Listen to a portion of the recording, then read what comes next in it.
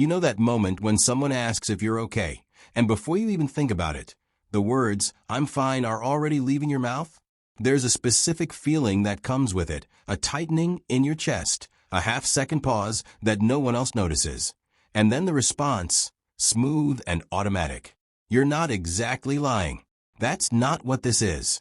It's more like an emotional autopilot that kicks in before you've even decided whether you want to talk about what's actually happening inside you.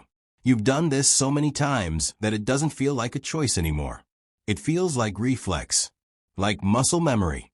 And if you pay attention, you'll notice something else. You're incredibly good at it.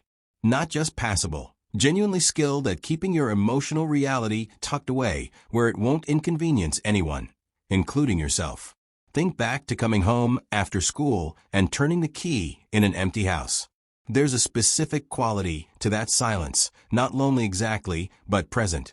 The hum of the refrigerator. The way your backpack sounds hitting the floor. No one calling out to ask how your day was. No one in the next room. Just you and the afternoon stretching out with a particular kind of spaciousness that you didn't have words for then. You'd grab a snack from wherever snacks lived, maybe turn on the TV, maybe not. You'd start your homework or put it off.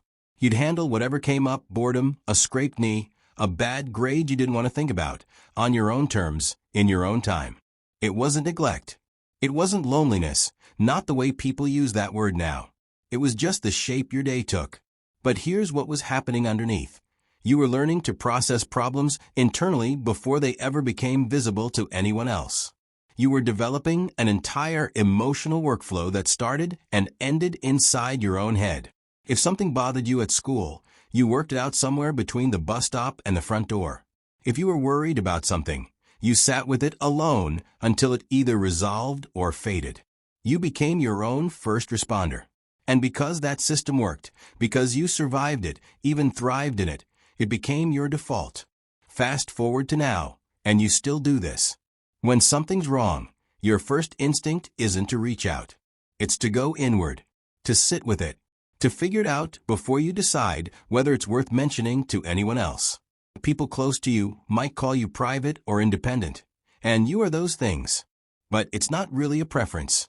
Most people never notice what this does over time. It trains you to see emotional support as optional, not foundational. It makes sharing feel like a choice you have to actively make, rather than a natural extension of connection. There was a particular pride that came with managing your own afternoon. You knew where the spare key was. You knew how to make a snack without leaving a mess. You could get your homework done, or at least started, without anyone standing over you. If you had a question, you figured it out, looked it up, guessed, or just moved on. If something broke, you either fixed it or hid it. You learned early that most problems fell into two categories: things you could handle yourself, or things that weren't worth handling at all. There wasn't much middle ground. No one sat you down and explained this binary. You just absorbed it from the way your days were structured.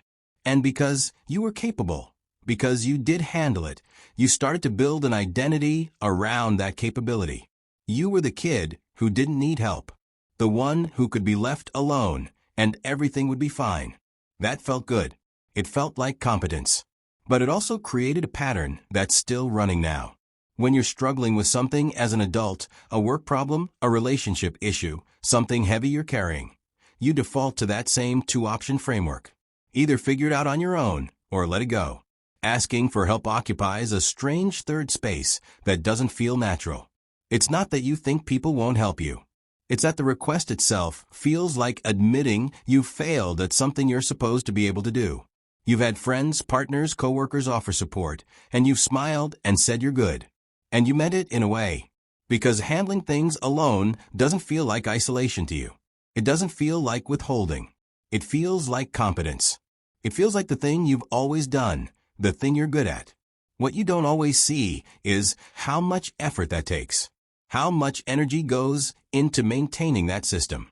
How automatic it's become to absorb difficulty without letting it show. Psychology now recognizes this pattern. The way early independence can wire you to equate self-sufficiency with worth. But when you were learning it, it just felt like growing up. You learned to read a room, Before you could explain what you were reading, you'd hear the car pull into the driveway and know, just from the sound of the door closing, what kind of evening it was going to be. You'd watch your parents' face as they walked in and make a dozen micro-adjustments in real time. What to say, what not to bring up, whether this was a good time to ask for something or if that conversation should wait. No one taught you this explicitly. You just picked it up, the way kids do, from paying attention to what worked and what didn't. And what you learned, underneath all of that, was that emotional space was limited. There wasn't infinite room for everyone's feelings. Some emotions got priority, the big, urgent, unavoidable ones, and others got quietly shelved because there simply wasn't bandwidth for them. You weren't resentful about this. You didn't think of it as unfair. It was just how things were.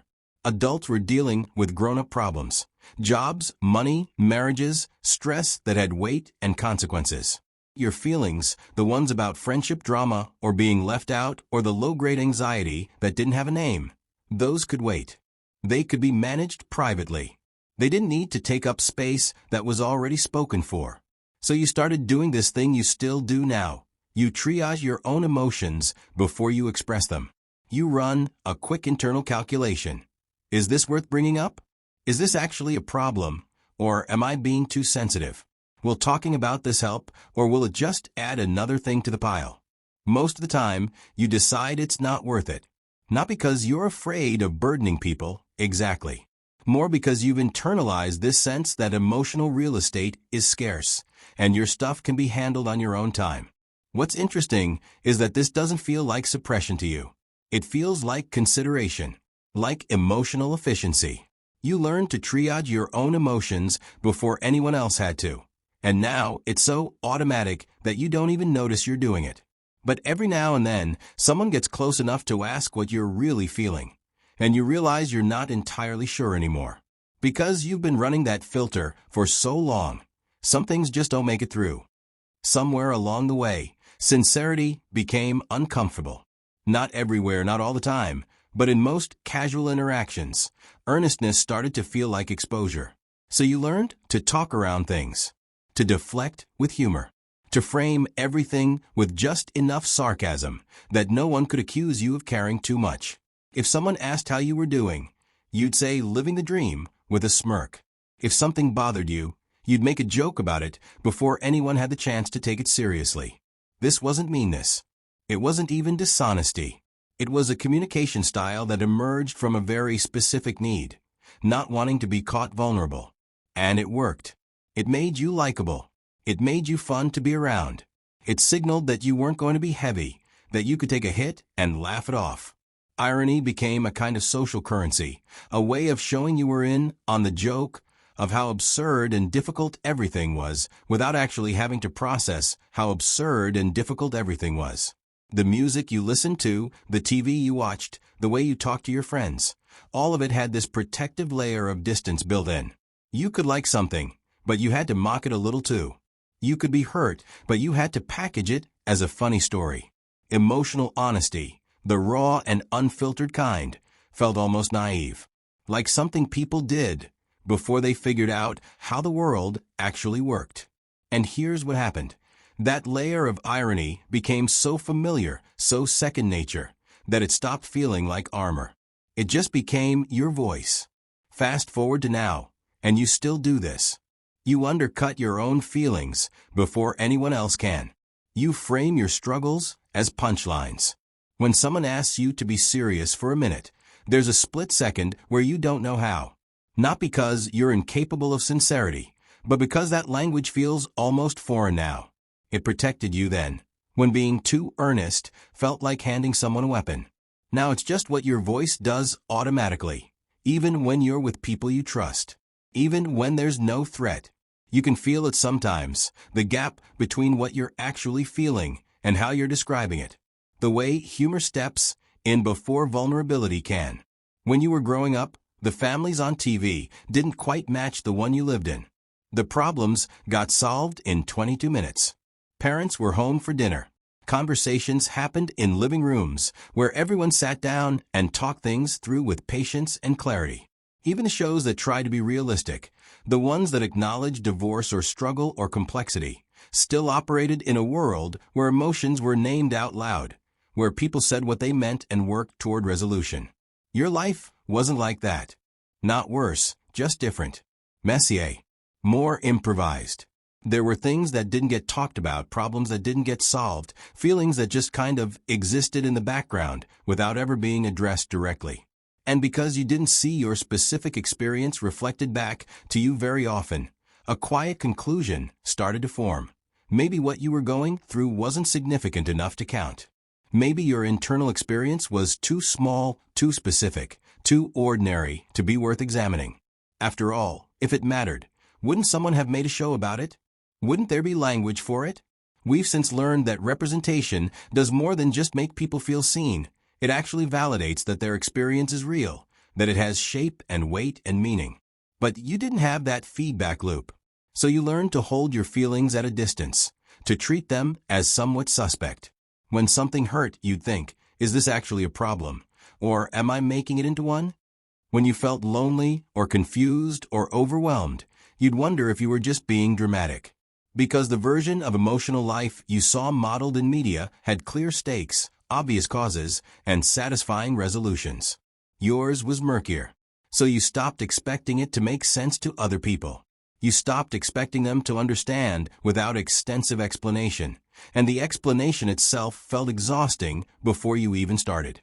This is where that habit quietly settles in, the one where you assume no one would really get it anyway. Not because people are unkind, but because your inner world feels untranslatable. You end up keeping things to yourself, not out of secrecy, but out of a belief that articulating them wouldn't bridge the gap. And over time, that becomes its own kind of isolation. Not the loud, obvious kind.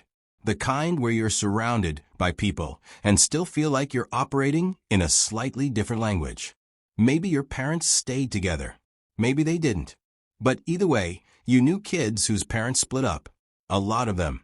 It happened to your best friend in 4th grade, your neighbor in 6th, that kid from soccer whose dad moved to another state. Divorce wasn't rare. It wasn't even particularly dramatic after a while. It was just something that happened to families, a kind of reconfiguration that adults decided on and kids adjusted to. You watched how it worked. One parent moved out, weekends got divided up, holidays became complicated, and life continued in a new shape.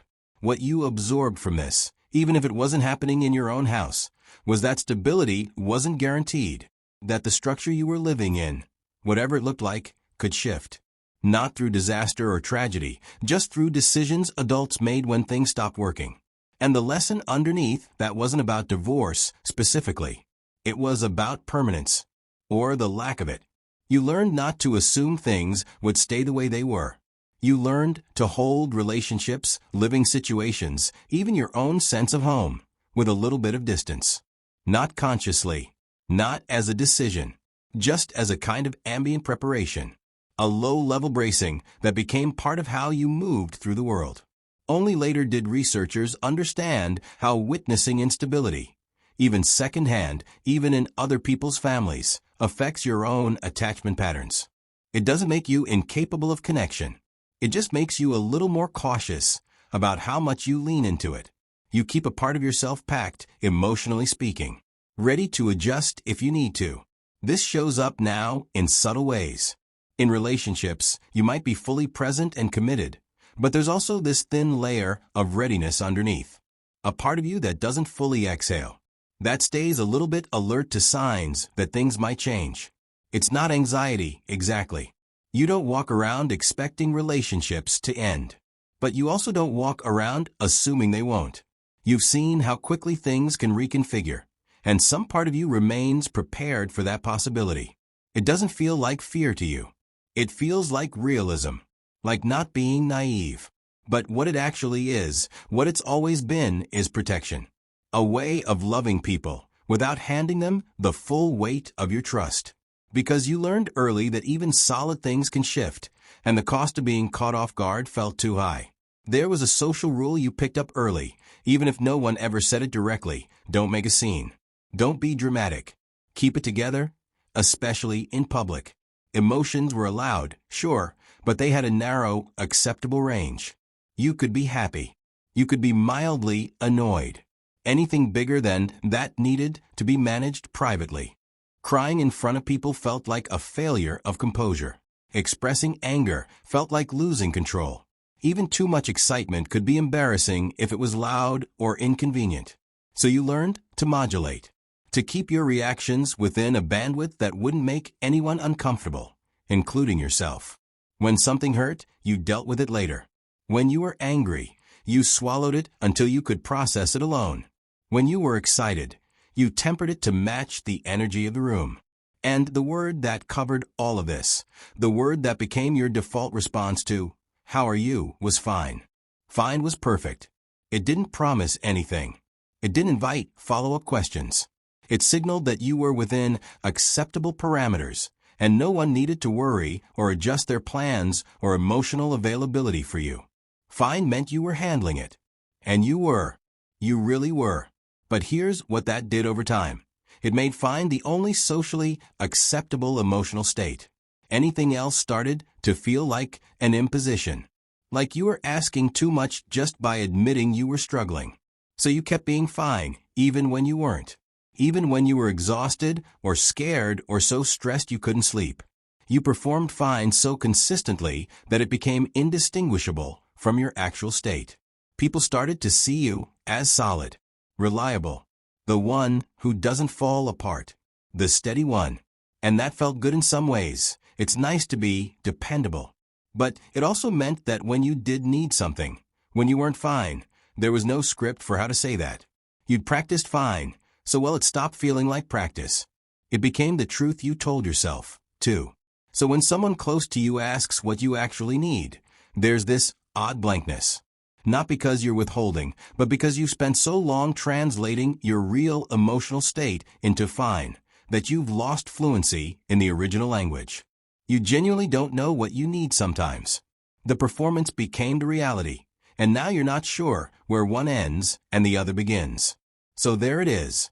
That automatic, "I'm fine," that leaves your mouth before you've even decided whether it's true.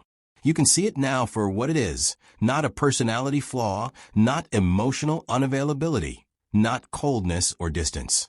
It was adaptation, a set of skills you built in response to very specific conditions. You learned to process alone because you spent time alone. You learned not to ask for help because you figured things out yourself, and that became your proof of competence. You learned to ration your emotions because space felt limited, and you didn't want to take up more than your share. You learned to deflect with humor because sincerity felt like exposure. You learned not to expect your feelings to be immediately understood because you rarely saw them reflected back. You learned to stay a little bit braced because you watched how quickly things could change. And you learned that fine was the emotional bandwidth that kept you within acceptable social parameters. So you lived there almost exclusively. None of this was weakness. None of it was failure. It was a particular kind of emotional efficiency that you developed because you had to. Because it worked. Because it kept you moving through your days without falling apart or burdening the people around you who were managing their own weight. What you built was real skill, the ability to carry pain quietly, to function through difficulty, to remain steady when things felt unstable. Those are actual capabilities, not deficits. The part that's hard to see, the part that only becomes clear later, is what that skill costs. How much energy it takes to maintain it. How automatic it's become to carry things alone, even now, even when you don't have to anymore. You're not broken for being this way. You became good at something that your specific circumstances required. And now you know why it still feels easier to say, "I'm fine," than to let someone see the truth underneath. Why reaching out feels like a foreign language, even when you're surrounded by people who'd gladly help. Why you can be completely loved and still feel like you're managing everything on your own. It's not who you are. It's what you learned. And understanding the difference doesn't erase the pattern, but it does make it visible. Which means, for the first time, you can see it as a choice rather than a reflex. You can notice the moment before "I'm fine" leaves your mouth and recognize what's actually happening in that space. You don't have to change it, but you can see it now. And that matters more than you might think.